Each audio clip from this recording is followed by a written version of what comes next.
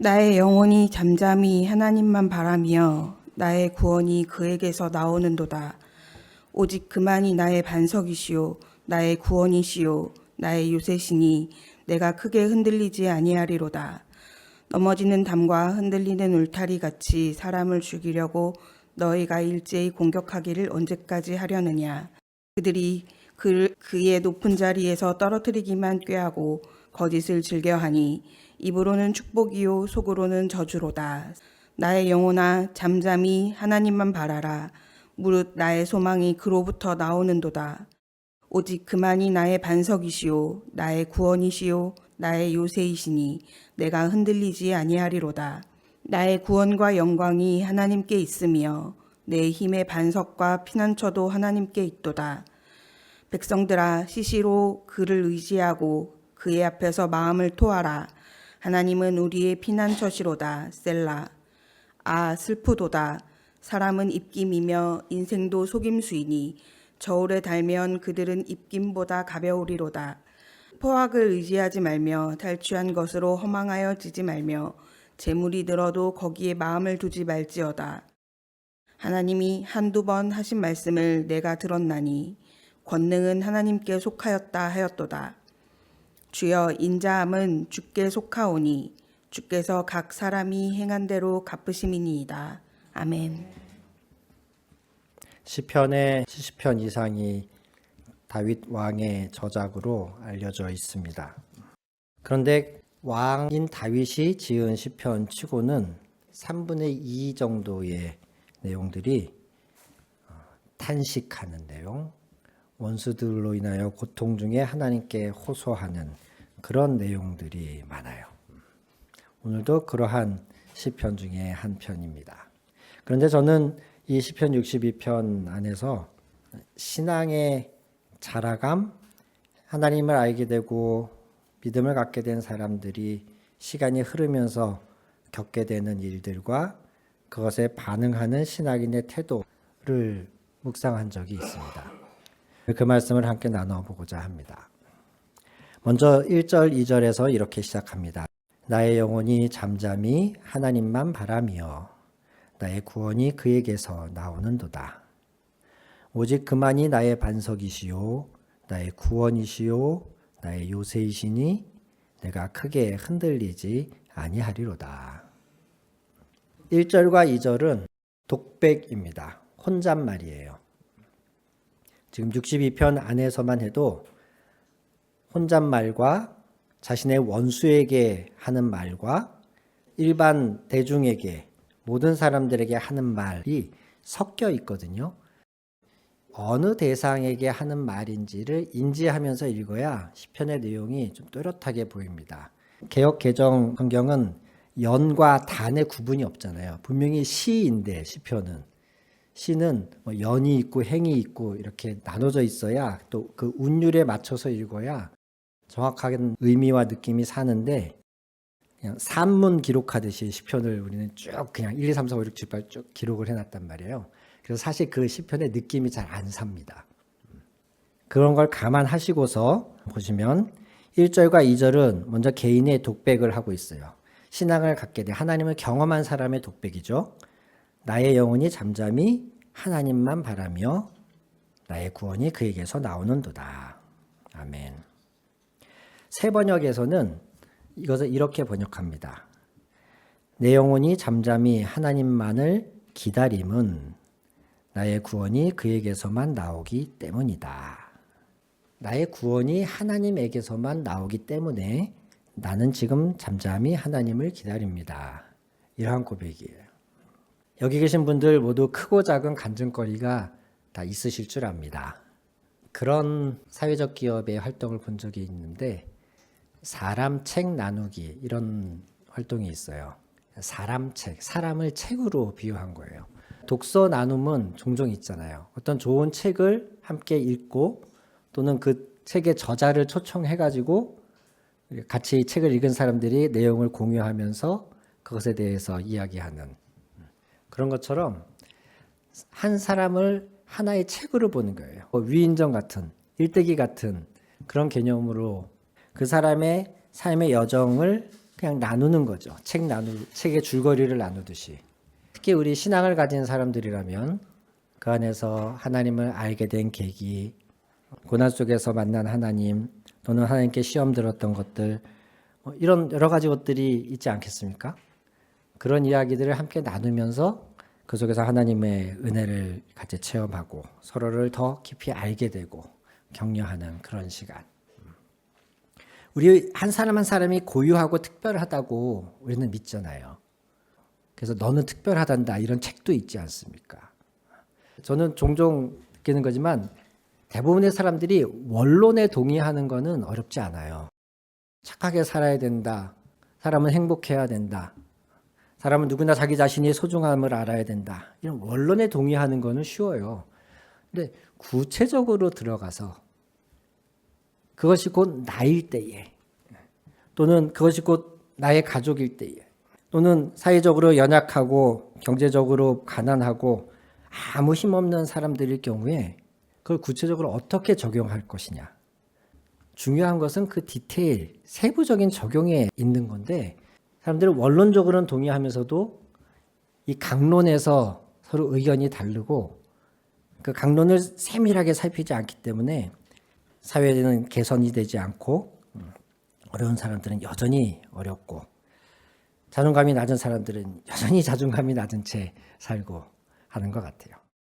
우리가 모두 특별하다고 이야기한다면 정말 그 특별함이 우리 안에서 발견되어져야 되지 않겠습니까? 네, 저는 그렇게 믿습니다. 그걸 고를 시간이 우리 안에 좀 있었으면 좋겠다 싶어요. 저는 교회가 그런 것이 되었으면 좋겠습니다. 각 사람의 삶의 여정들이 편안하게 나누어지고 그것을 있는 그대로 받아들이면서 그 안에서 역사한 하나님을 발견하고 서로 축복해 줄 수 있는 그런 공동체. 아무튼 저와 여러분에게는 모두가 신앙생활을 시작하면서 또는 자라가면서 어떤 하나님에 대한 경험들이 다들 생기실 거예요. 지금 다윗도 그 자신이 만난 하나님에 대한 확신 가운데에 1절과 2절을 고백합니다. 나의 구원이 하나님에게서만 나오더라. 내가 혼자 외롭게 들에서 양을 치고 있을 때 여러 가지 위협도 당해보고 또 어디로 가야 될지 몰라서 방황할 때에 난처했을 때에 나는 하나님으로부터 이러저러한 도움을 받았었다. 하나님이 내가 사자를 때려잡게도 하시고 푸른 초장으로 맑은 시냇가로 인도해 주시고 그걸 경험한 다윗은 이렇게 말할 수 있는 거예요. 나의 구원이 그에게서 나오는도다. 고로 나는 지금 잠잠히 하나님만 바란다. 하지만 우리가 신앙생활을 시작한 이후에 모든 사람들이 만사형통한다거나 모든 일이 잘 풀리기만 하지는 않습니다. 오히려 사단은 믿는 자들을 더 시험하고 세상은 선하고 정직하고 옳게 성실하게 살려고 하는 사람들을 보다도 잔꾀에 능하고 줄을 잘 타고 가진 것이 많은 사람들이 더 우대받는 세상이다 보니 신앙인들에게도 여러 가지 위기가 어려움이 닥치죠. 3절과 4절에 다윗이 그 고백을 하는 겁니다. 넘어지는 담과 흔들리는 울타리 같이 사람을 죽이려고 너희가 일제히 공격하기를 언제까지 하려느냐. 그들이 그를 그의 높은 자리에서 떨어뜨리기만 꾀하고 거짓을 즐겨하니 입으로는 축복이요 속으로는 저주로다.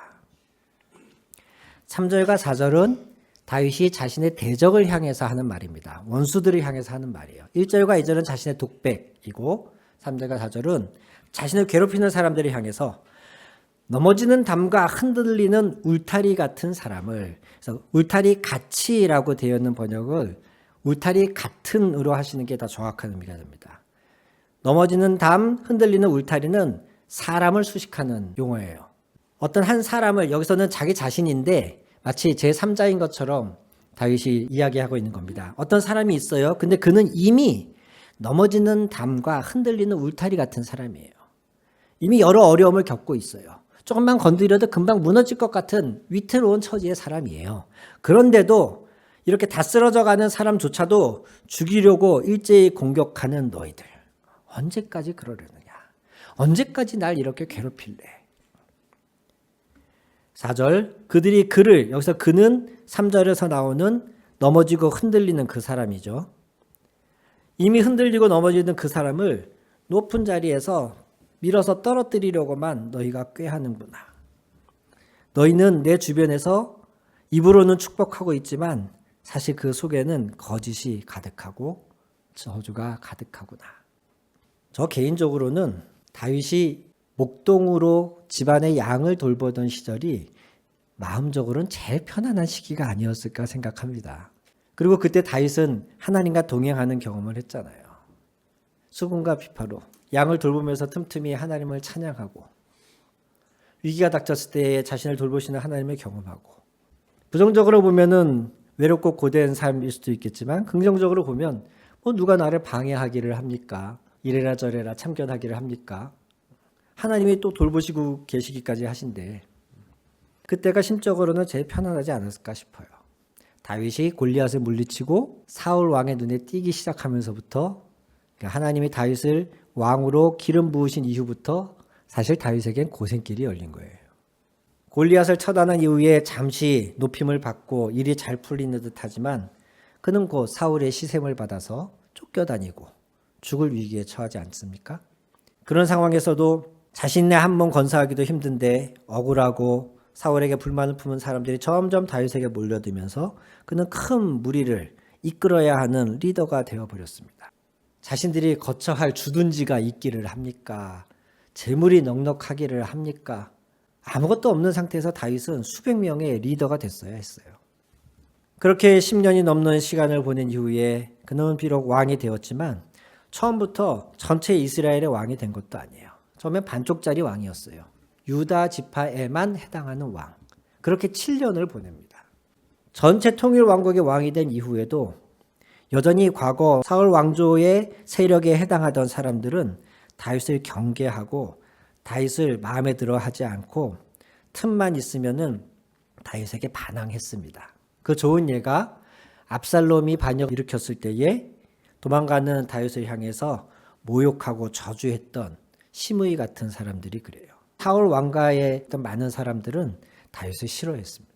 이런 상황에서 다윗은 자식들 안에 있는 불화도 잘 해결하지 못한 채 끝내는 아들의 반역까지 경험하는 참 인간적으로는 고된 삶을 산 사람입니다.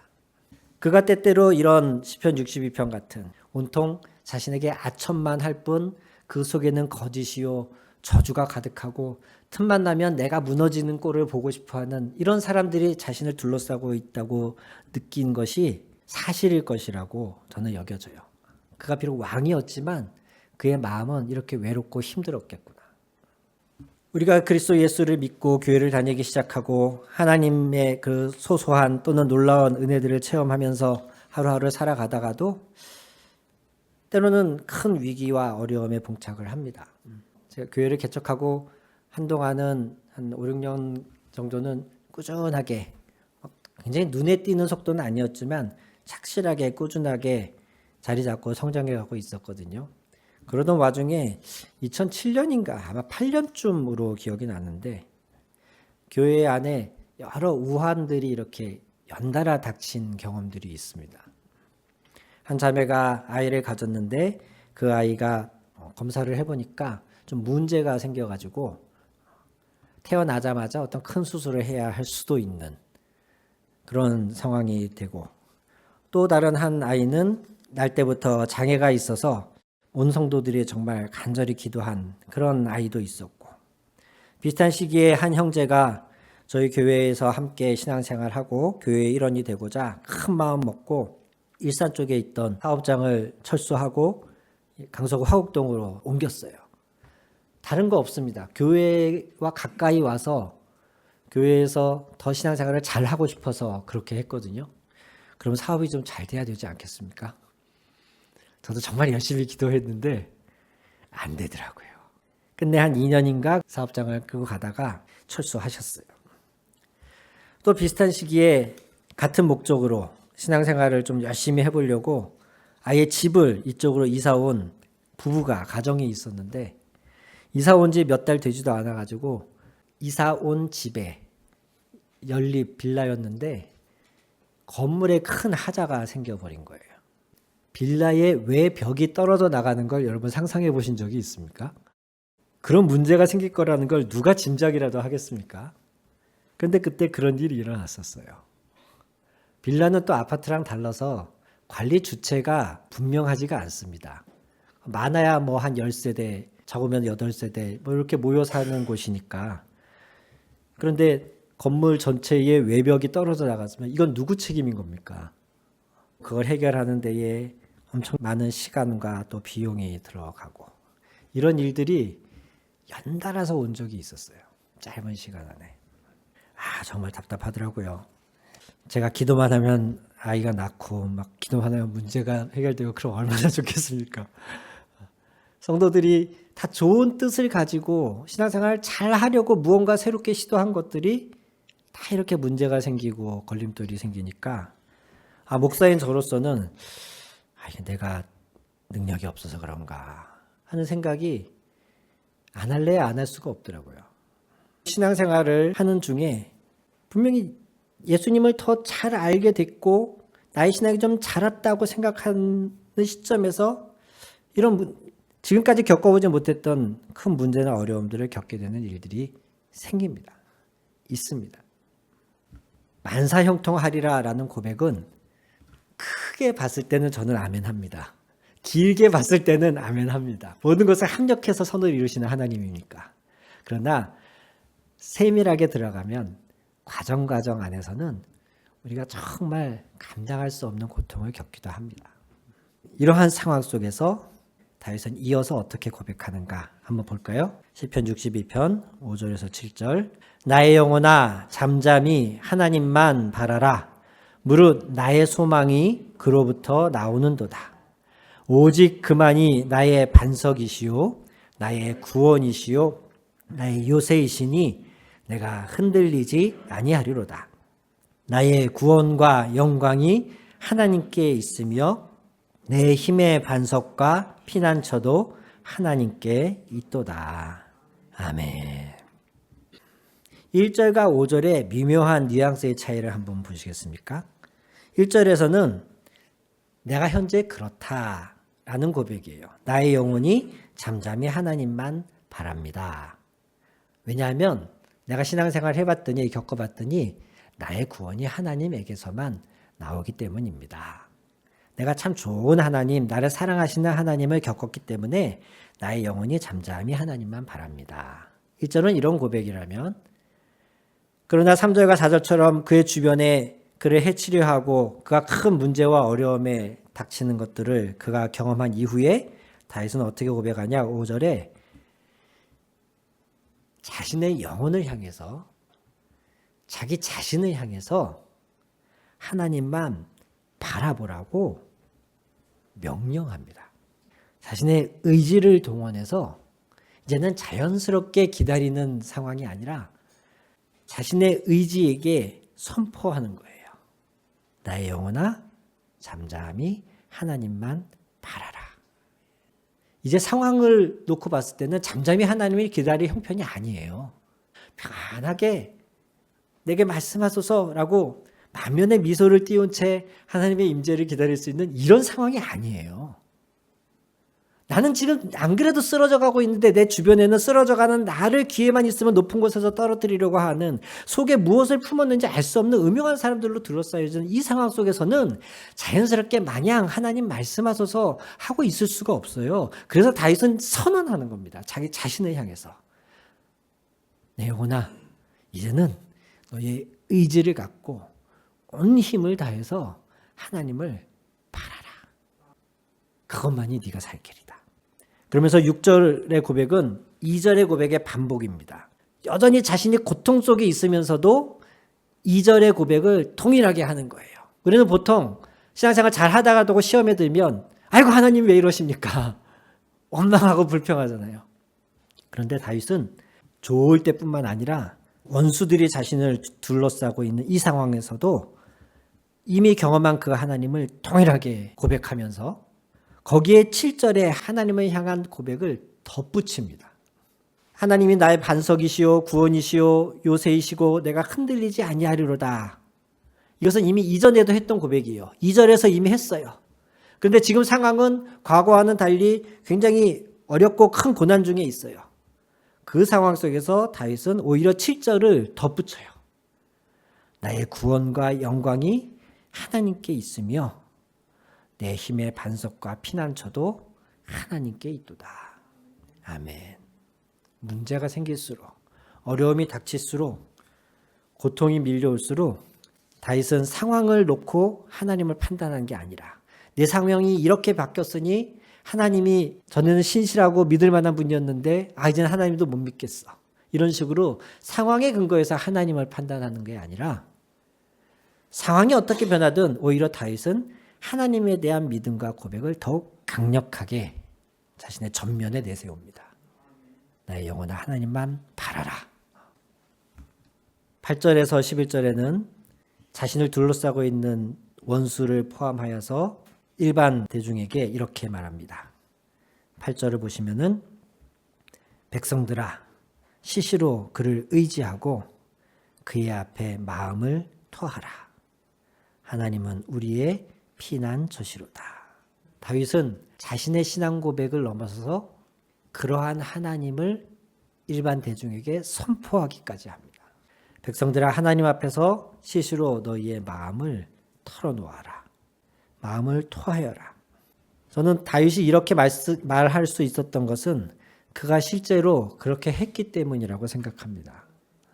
하나님을 친밀하게 알아가고 하나님의 돌보심과 은혜를 경험하는 방법 중에 제 경험상으로도 중요한 것 중에 하나가 하나님 앞에 나를 있는 그대로 토해내는 겁니다. 그래서 실제로 하나님을 원망하는 것보다 하나님을 떠나는 게 더 나쁩니다. 하나님을 원망한다는 건 그래도 하나님 앞에 있는 거예요, 지금. 하나님을 상대하고 있는 거예요. 하나님 앞에 불평하고 하소연하고 원망하고 있는 것이 바람직하진 않지만 그래도 그에게 아직 희망이 있는 건 그가 지금 하나님 앞에 있다는 사실이에요. 하나님을 향해서 원망하는 거잖아요. 하나님을 향해서 뭔가 토로하고 있고. 그런데 하나님을 떠난다는 건 나 이제 더 이상 하나님과 상관없이 살겠습니다. 하나님은 나에게 이제 아무 의미가 없습니다. 라고 하는 것과 같거든요. 하나님 앞에서 너희의 마음을 토하라, 털어놓아라. 다윗은 자신을 둘러싼 사람들이 자신을 괴롭히는 원수 같은 이런 상황 속에서도 그가 좋을 때 경험했던 하나님을 더욱 자신의 전면에 내세울 뿐 아니라 이제는 자신의 고백 안에서 머무르지 않고 그것을 사람들에게 선언합니다. 사람들아 들어라. 내가 경험한 이 하나님이 얼마나 좋은 분인지 아냐? 너희도 너희의 마음을 하나님 앞에서 토해라. 털어놓아라. 그분이 어떤 분이시냐? 우리의 피난처가 되시는 분이다. 저와 여러분의 믿음의 여정이 이렇게 자라가기를 간절히 소원해 봅니다. 분명히 우리의 믿음의 여정 안에는 좋은 때만 있지 않을 것입니다. 고통도 분명히 있습니다. 최근에도 우리는 그 고통을 또 겪고 있지 않습니까? 그러나 이것이 우리의 믿음을 약화시키거나 우리와 하나님 사이를 멀게 하는 것이 아니라 오히려 이럴 때일수록 다윗처럼 하나님을 바라는 저와 여러분이 되어야 할 줄로 믿습니다. 그리고 이 경험을 통해서 우리는 더욱 하나님이 나의 피난처시요, 나의 구원이시요, 나의 요새시요, 나의 망대시라는 사실이 실제로 경험되어지고 그것이 내 안의 신앙 고백으로 머무는 것이 아니라 사람들에게 선언하고 권하고 말할 수 있는 데까지 자라가야 할 줄로 믿습니다. 9절 이하에서 다윗은 이렇게 선언합니다. 9절과 10절을 읽어보겠습니다. 아 슬프도다. 사람은 입김이며 인생도 속임수이니 저울에 달면 그들은 입김보다 가벼우리로다. 포악을 의지하지 말며 탈취한 것으로 허망하여지지 말며 재물이 늘어도 거기에 마음을 두지 말지어다. 사람은 입김에 불과하다. 불면 날아가고 한순간이면 사라진다. 인생을 의지하지 말아라. 다윗은 그 얘기를 하고 있는 겁니다. 우리는 세상에서 우리의 눈을 혹하게 하고 우리를 안전하게 하고 우리를 지켜줄 것 같은 많은 것들을 접하고 살지 않습니까? 조금 힘 있는 사람, 많은 돈과 재물, 좋은 자리에 구입해내온 부동산 이런 것들이 우리를 지켜줄 것처럼 생각합니다. 그중에서도 특히 이 주변에 있는 인맥, 이 사람에 많이 의지하는 경향이 있죠. 근데 다윗은 지금 말하는 겁니다. 인간은 불면 날아가는 입김과 같다. 이것은 내가 의지할 대상이 되지 못한다라는 신앙 고백이면서 동시에 자신을 해하려고 하는 원수들을 향해서도 하는 말입니다. 너희가 나를 아무리 괴롭히려 해도 너희는 하나님 앞에서 불면 날아가는 입김보다도 가벼운 존재일 뿐이다. 다윗이 얼마나 하나님을 신뢰하는지를 보여주는 오히려 신앙 고백인 거예요. 시편 20편 7절에서 다윗은 이렇게도 말합니다. 어떤 사람은 병거, 어떤 사람은 말을 의지하나 우리는 여호와 우리 하나님의 이름을 자랑하리로다. 병거와 말이면 그 당시에 최고의 전쟁 무기입니다. 그런데 그런 것들이 군사력의 척도가 아니고 오직 우리는 여호와 하나님을 의지하고 자랑하리로다. 다윗은 이렇게 고백하는 사람이에요. 병거와 말뿐이겠습니까? 힘 있는 사람, 권세자 또는 많은 부도 많은 그것들을 의지할지 모르지만 오직 우리는 여호와 우리 하나님의 이름을 자랑하겠다. 그렇게 다윗은 고백했고 저 여러분도 그 고백 안에 있기를 바랍니다. 문제 속에 있을 때, 고난 속에 있을 때 사람들은 쉽게 사람을 의지하기 때문에 이렇게 경고하는 것입니다. 더불어서 10절처럼 내 힘으로 정당한 노력으로 자신의 안전을 보장받을 수 없을 것 같을 때, 내가 원하는 것을 정당한 노력으로 얻을 수 없을 것 같을 때 사람들은 편법을 생각하기 시작하고 심지어 빼앗으려고 하는 마음까지도 생기게 됩니다. 10절은 다윗이 그것을 경고하는 겁니다.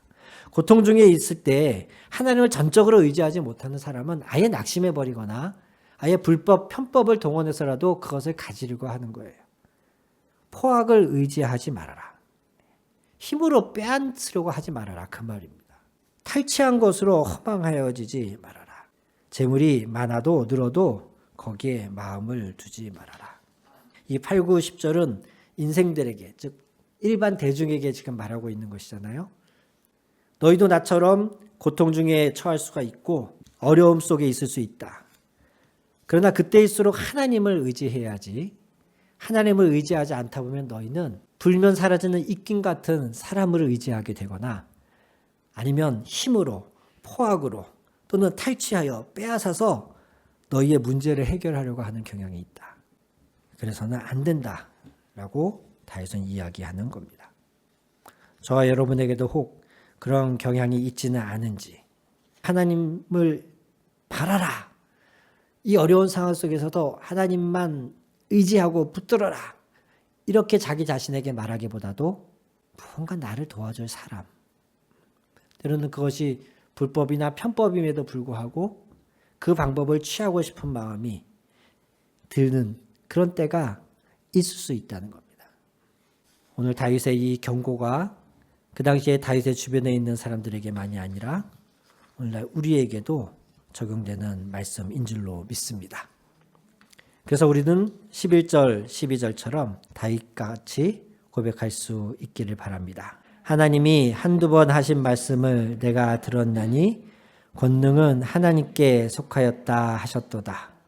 주여 인자함은 주께 속하오니 주께서 각 사람이 행한 대로 갚으심이니이다. 아멘. 11절과 12절은 독백이자 기도입니다. 내가 한두 번 하나님이 하신 말씀을 들었다. 이 얘기는 한 번 듣고 또 들었다 이 얘기예요. 한 번인지 두 번인지 헷갈릴 때 우리는 주로 한두 번이라는 말을 쓰죠. 그런데 11절의 표현은 그런 의미가 아니고 한 번 듣고 또 들었다. 한 번, 두 번 들었다. 조금 확실하게 들었다 이거죠. 권능은 하나님께 속하였다. 아멘이십니까? 세상은 여러 권력자들이, 정치가들이, 큰 대기업 회장들이 세상을 움직인다고 생각하고 있지만 우리의 신앙은 하나님이 온 세상의 주관자이심을 고백해야 합니다. 오직 권세는 하나님께 있다. 내 주변을 원수들이 둘러싸고 호시탐탐 나를 넘어뜨리려고 이미 무너져가고 있는 나를 완전히 박살내려고 나를 노리고 있지만 그들 위에 진정한 권세자이신 하나님이 계시다. 나는 하나님이 그렇게 확실하게 한 번도 아니고 두 번이나 말씀하시는 것을 들었다. 다윗은 이렇게 선언하고 있습니다. 그리고 여기에 덧붙여서 그러한 놀라운 권세자이신 하나님이 12절에 보니까 인자한 분이시라는 것을 동시에 고백합니다. 주여 인자함은 주님께 속하였사오니. 이것을 성경의 다른 표현으로 하면 하나님은 사랑이시라. 그러니 주께서 각 사람이 행한 대로 갚아주시옵소서. 이렇게 고백할 수 있는 거죠.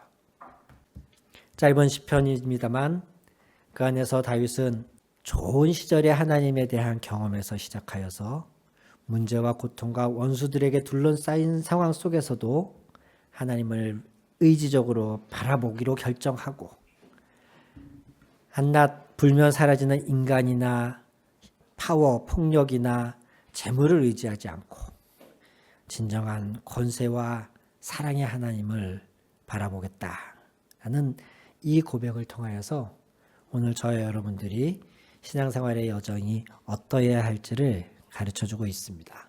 즉 여호수아는 모세의 뒤를 이어서 가나안 땅을 정복하는 과정에서 이스라엘을 이끌었던 지도자였습니다. 그가 가나안 정복의 과업을 모두 마치고 은퇴하는 시점에서 24장 15절에 이렇게 말합니다. 오늘날 너희가 섬길 자를 택해라. 지금 여호수아 앞에는 많은 수십만의 이스라엘 백성들이 모여 있단 말이죠. 그들 앞에서 말하는 것이에요. 너희는 오늘날 너희가 섬길 자를 택해라.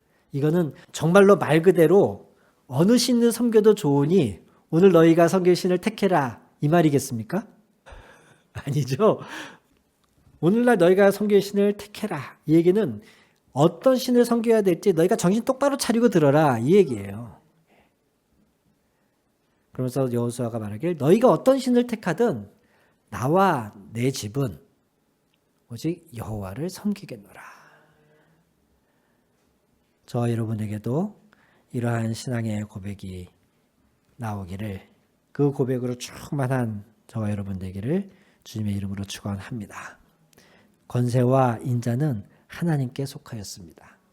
지금 당장의 문제나 어려움이, 고난이 우리를 어찌할 수 없습니다. 오직 어떠한 상황에서도 하나님을 바라고 여호와를 섬기는 저와 여러분 되기를 소원합니다. 같이 기도하실까요?